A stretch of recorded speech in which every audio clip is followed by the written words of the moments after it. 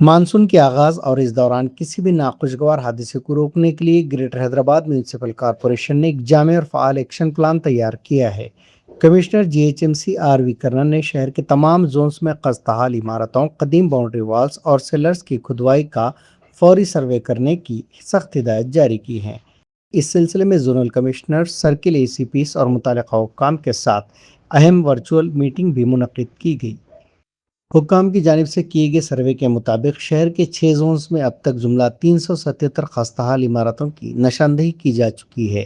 جن میں راجندر نگر زون میں 117، شمس آباد زون میں 75، سکندرآباد زون میں 70، چارمینار زون میں 56، گولکنڈہ زون میں 47، خیرتآباد زون میں 12 عمارتیں شامل ہیں۔